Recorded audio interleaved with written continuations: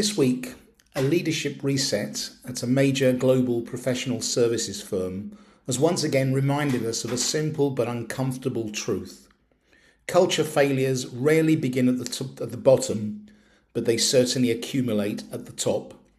The firm in question is JLL, a global real estate and investment management company that advises corporations, investors and governments on property strategy, asset management and large-scale commercial developments across more than 80 countries.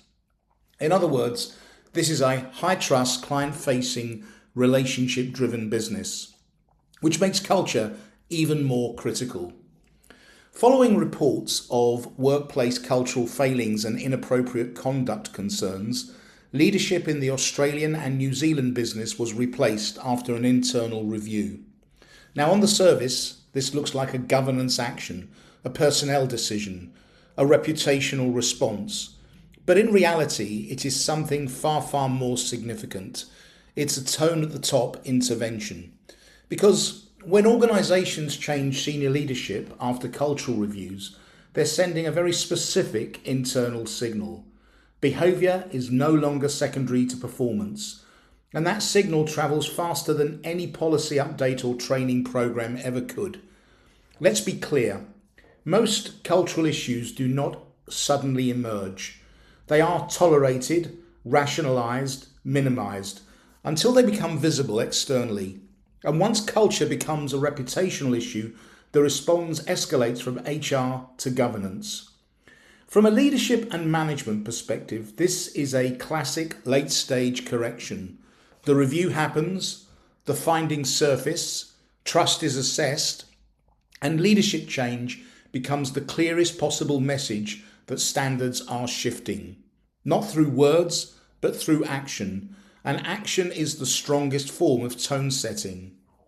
If we look at this through the lens of opportunity management, crises of culture, while damaging, also create a very narrow window for institutional reset.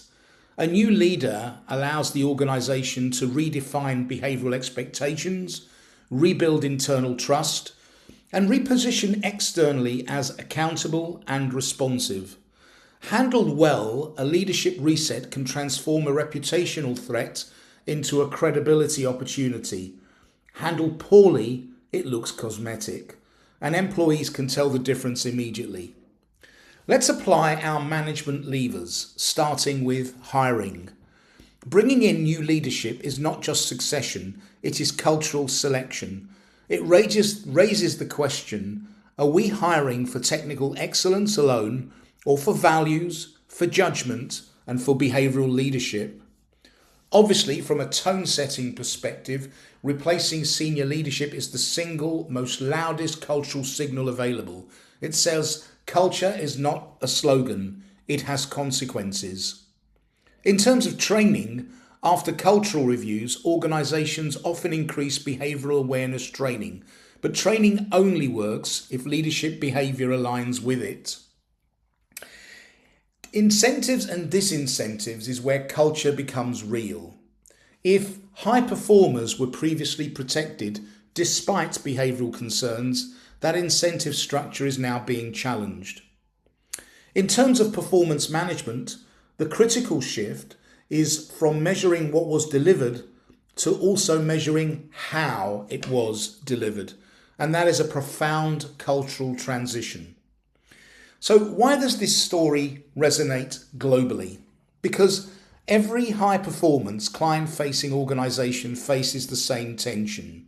Results versus behaviour, revenue versus reputation, performance versus culture. For years, many institutions quietly prioritised outcomes over conduct, assuming culture would take care of itself. It doesn't. Culture is shaped by what leaders tolerate, not what they publish. The deeper lesson this week is this. Leadership change following a culture review is not just about accountability, it's about institutional signalling. Internally, it reassures employees that behaviour matters. Externally, it signals governance maturity. From a regulatory perspective, it demonstrates responsiveness to non-financial risk. But the real test obviously comes after the headlines fade. Does the new tone sustain? Do incentives change? Does performance management evolve? Or does the organisation gradually drift back to old behaviours once scrutiny reduces? Because culture resets are easy to announce, they're much harder to embed. And if the underlying incentives, leadership behaviours, and accountability mechanisms remain unchanged, the risk simply re-emerges in a different form. So the leadership lesson this week is simple. Culture is not truly tested during periods of growth. It is tested when behaviour becomes reputationally visible. And in those moments, tone at the top is no longer theoretical. It becomes structural. That's the week that was. I hope you enjoyed it. If you did, please press like or subscribe to our YouTube channel. And please have a look at our culture newsletter, Culture Matters.